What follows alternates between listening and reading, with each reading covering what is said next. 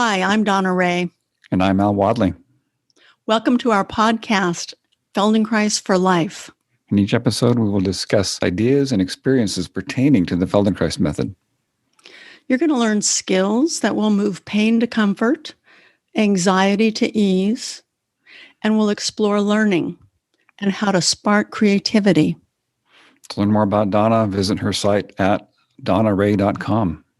To find Al Wadley, go to achievingexcellence.com.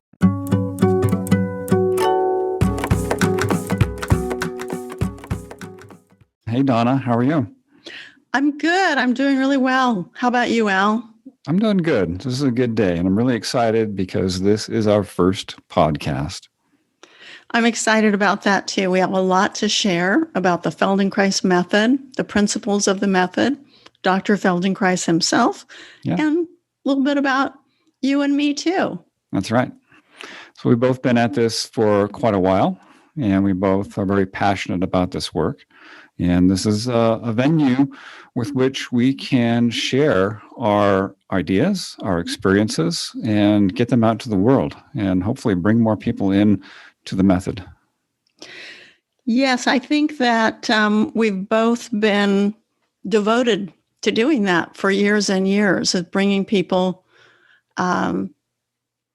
into the method, as we say, understanding what the Feldenkrais method is. A form of sensory motor learning that brings self-awareness and helps us improve every aspect of ourselves. And that sounds really complicated, but when you start to break it down, it's not all that complicated. There are lots of pieces in the puzzle, but they're actually easy to begin to identify and work with. Yeah, it sounds like a tall order when you say can improve everything. But it's a true statement, and I've seen it with myself and my students over the years. When we do this work, we're working at a really fundamental level of movement and learning.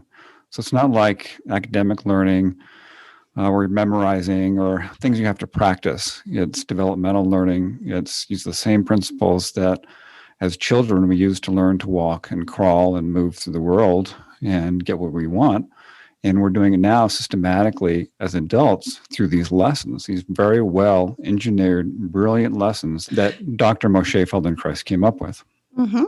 And, I'm going to underline the word lesson, because so often people misinterpret what we're doing and they call it exercise. The difference between exercise and awareness through movement is that we actually pay attention to what we're doing and how we're doing it. We slow down and we give the brain, our nervous systems, time to refine what we're doing and to update. So we're creating new pathways in the brain. And that takes attention. It takes a certain kind of awareness that produces modification of old habits and old patterns. And it's non-repetitive like exercise.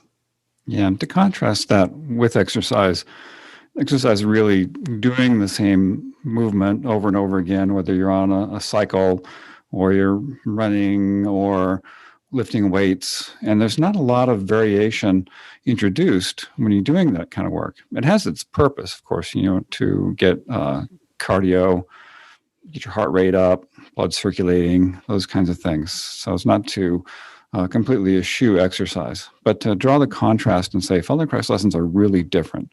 It is not exercise as a learning system, a system of somatic learning, which has deep fundamental potential for change. Yes, and the way to look at it is that if you do Feldenkrais lessons first and then you want to do your exercise, whatever it is, it could be weightlifting, it could be doing yoga, it could be swimming, running, walking, whatever it is you're interested in doing. By practicing the Feldenkrais method first, you're actually going to bring yourself to those experiences with renewed interest and awareness. So we become self-observers. And as we're observing ourselves in action, we change what we're doing and how we're doing it. And it becomes easier. It becomes more pleasurable. We rehabilitate ourselves, in fact. We overcome injuries and difficulties as we introduce more awareness into whatever it is we like to do. I think that's really an amazing aspect of the work. And it's kind of like Feldenkrais method is working with the movement habits that underlie all of the things that we do in our life. So if you're a swimmer, if you're a biker, meditator, or you're an older adult who just wants to improve your balance, or you want to get on the floor and play with your kids, that all of these things improve because we're working with our habits of movement, habits of sensing, and when those change, when they improve, everything else gets better. They do. They get better. And we can even have a taste of that right now. So listeners, please simply notice your breathing and specifically notice when you're exhaling. And as you're sensing your exhalation, notice where you sense the movement taking place. You may notice that when you breathe out, your chest drops a little bit, for example. You may sense movement in your belly or not. Just notice your exhalation and continue listening. You'll begin to experience more awareness of your sensations, the gentle movement of your breath, and at the same time, you can listen to me and Al have this conversation. So you're actually practicing dual attention. Without splitting your attention, you're becoming more inclusive of your whole self while you're doing what you're doing. And you may have noticed when Donna directed your attention to your breath that something changed in it. And maybe it moved to the foreground of your awareness and it got larger, maybe it got longer, and you started to sense it in a new way. And this is something that is not unique to the breath. It's a great example of bringing your attention to some part of yourself, because when you do bring your attention to the breath, it changes dramatically because it's always in motion. But it's true for other parts of yourself as well. If you bring your attention to your hands, or your right hand specifically, that part of yourself becomes more amplified in your awareness. In fact, it becomes more amplified in your neurology. So you're actually describing the playground of movement and sensation and how much fun it is and how interesting it is to shift attention and, like you said, amplify, move something to the foreground. So we can be at our computer screens, we can be having a conversation, we can be involved with an activity like washing the dishes or picking up kids' toys, whatever it is, and we can be moving our attention and therefore moving something to the foreground and something to the background. And actually, everything becomes more interesting. We break up our habits because our habits, whether we like it or not, they're habits. We repeat ourselves over and over and over again. And we ignore things and we pay attention to the same things. We even repeat the same kind of thought patterns, looping, I love to call them. We have loops in our brain that we stop and we listen to our looping and we hear the same conversation that we have with ourselves. And by shifting to sensory awareness, noticing hands, noticing our breath, noticing our feet, we actually start to break up our thought patterns, our emotional patterns, and we begin to play with them and welcome change. Our habits are fascinating. They are essential for us to get through the world.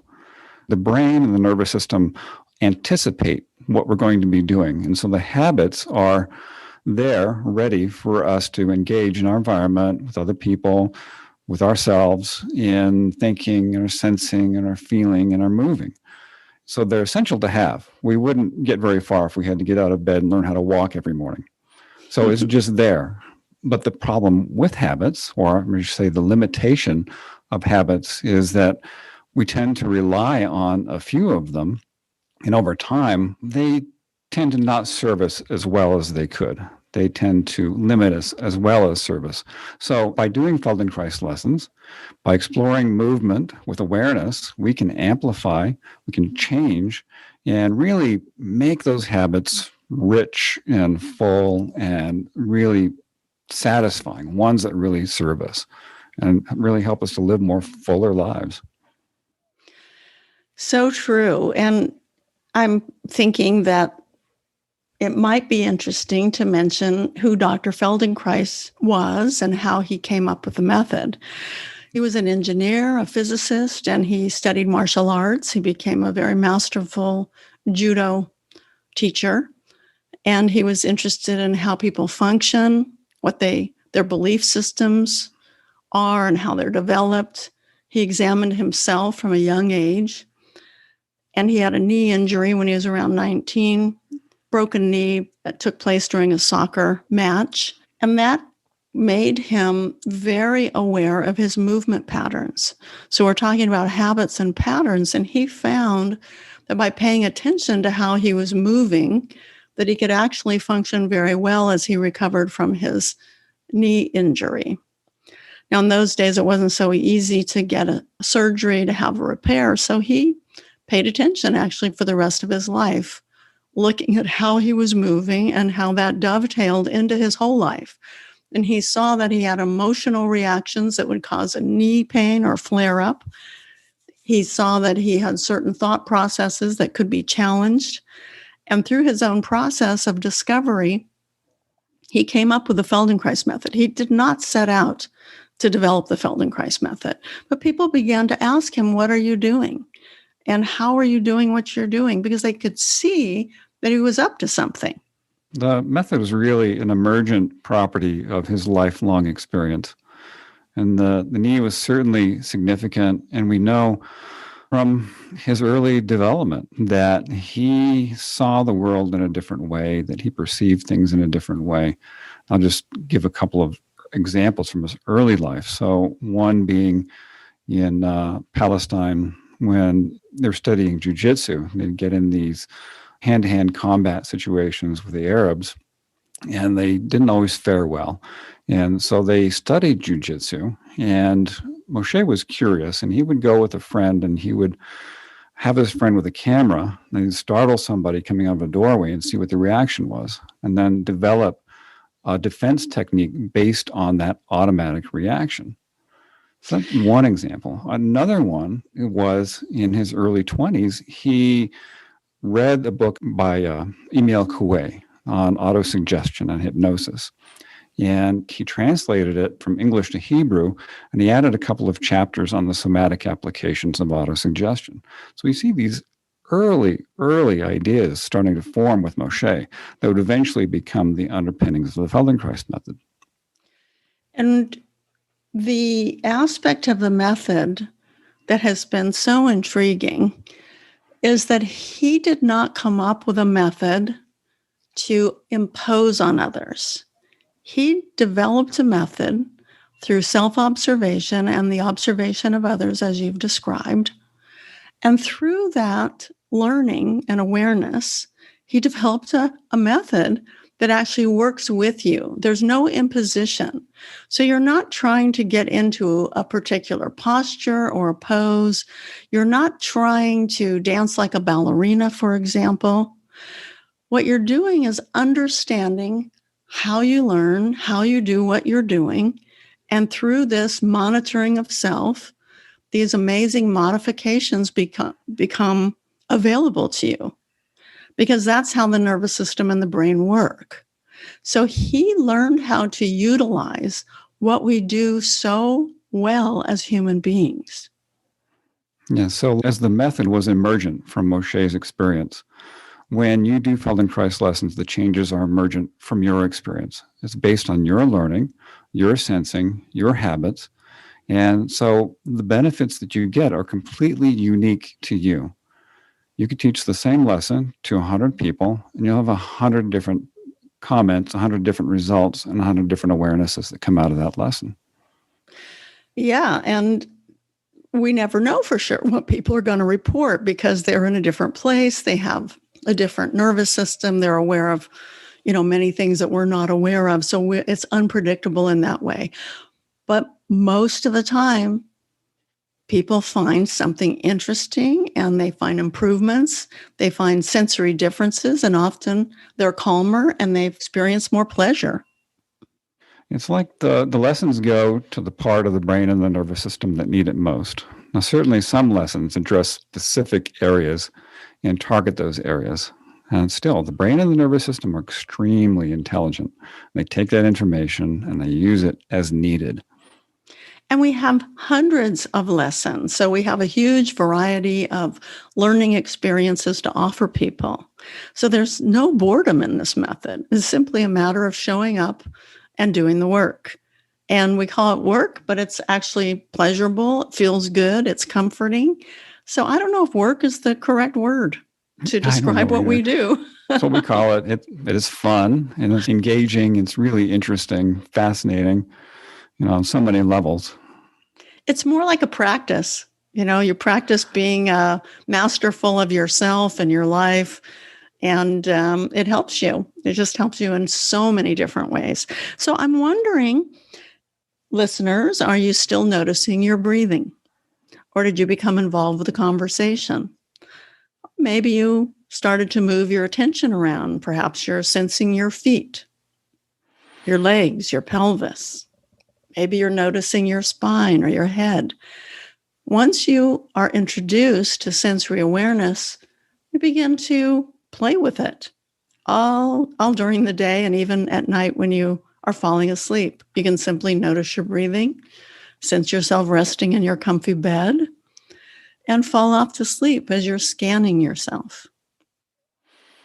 And it's a very interesting process to become aware of yourself. And almost all Feldenkrais lessons begin with a scan in the beginning, which is where we guide your attention to sense different parts of yourself. And primarily, people are lying on the floor when they begin a lesson, or maybe they're sitting in a chair and occasionally standing. Your attention is guided to sense different parts of yourself in relationship to the floor or the surface on which you're sitting or standing. And starting to notice these things, it lays down a baseline that you can compare back to as you progress through the lesson and when you get to the end of the lesson. It also is an opportunity to start priming your neurology, priming your awareness, priming your consciousness for the lesson. So you're paying attention to yourself. So when you're doing these movements, that you have that awareness already available to you and you can sense them more clearly. So once you begin to develop the skill of sensory awareness, it broadens. It's applicable to daily activities and tasks. It's transferable to your thought patterns, to your emotional responses. We practice slowing things down so that we don't react quickly to what's happening in our lives. Instead, we actually pause, even notice our breathing, and respond. And this is a very high level, very sophisticated way to use our nervous systems. Without priming our attention and slowing down, we often say things that we don't want to say, or we react to things, or we do things impulsively or compulsively that we wish we hadn't. So the practice itself creates options, and we experience more personal freedom as a result, more spontaneity, which sounds contradictory, that you would have more spontaneity and options by slowing down and making choices like that. But this becomes second nature. Slowing down is really essential to being able to pay attention to what you're actually doing. We have habitual speeds at which we move and we talk and we move through the world. So in Feldenkrais lessons, in our experiences with Feldenkrais, we slow things down so that we can really take more sensory information in and start to pay attention to what are we actually doing? How are we actually moving? When you start to sense that and become aware of those habits, then they start to change. Sometimes just the act of awareness itself modifies things. Then we go a little step further in the lesson and we introduce variations of movement combined with awareness. That really starts to activate new neurological pathways, new ways of moving, and new ways of sensing. And we know that novelty contributes to a refined use of memory, our brains, recognition. Sometimes we call that granularity, being able to see differences, differentiating. So the method itself encourages people to be able to have these capacities that they actually didn't realize they had before they began to practice the method. So once again, notice what you're doing right now and notice your breathing and sense the inhalation that follows your exhalation and see if you're reducing your muscular effort a little bit while you notice what you're doing and how you're doing it. This may transfer immediately to how you're seeing, for example. So we often see in a sort of a tunnel vision way, and it's possible to begin to include your peripheral vision. And every time you begin to play around with your nervous system like this, you move yourself to a sense of calmness, a presence that's actually very comforting, and it becomes easier and easier to do. So we're talking about skill building here and learning how to use the Feldenkrais method in your life. It is so true. These skills really do generalize to other aspects of your life, no matter what you do. And you mentioned the eyes. And so let's maybe do a little exploration here. Whatever you're doing, if you're sitting in a chair, you're washing dishes, you're walking, or you're driving, just get a sense of where are you looking? Where are your eyes directed? Are you looking down the road? Are you looking at the dishes? Are you looking at your hands? Are you maybe just listening and visualizing? So I get a sense of what are your eyes doing? Where are you looking? And how narrow is that focus? And Donna, a few moments ago, suggested widening that focus, taking in a wider vision. So try that. Try looking while looking ahead to expand the vision to see what you can see to the right or to the left of yourself and expand the visual field for yourself. You know, Al, I'm experiencing a sense of comfort as you're speaking. I can sense my eyes relaxing, my face even relaxing, standing, my feet are on the floor more firmly. I have a stronger sense of my whole self and my skeleton. And I'm thinking that listeners, if you are enjoying this process, you can attend classes with me, with Al. I have a class on Monday evening here on Zoom, 5 p.m., California time, obviously. And Al, when are your classes? The classes are Tuesdays, 10 a.m., and Thursdays at 11 a.m. The Thursday class is a chair class. We use a chair, so we work in the chair and on the chair and around the chair. And the Tuesday class is a floor class. We work sitting and lying on the floor. And you're in Colorado. I am in Colorado. Mm-hmm. And you can go to my website, achievingexcellence.com, and you can see my class schedule. And you can also get my contact information there to reach out to me for private lessons online or in person. And same here in San Diego, where I'm working. I'm in North San Diego County, and you can go to donnaray.com and contact me through my website. Thanks so much for being here with me, Al, and all of you listeners too. Yeah, it was fun. We'll be doing this again soon. Okay, take care. Bye. Bye.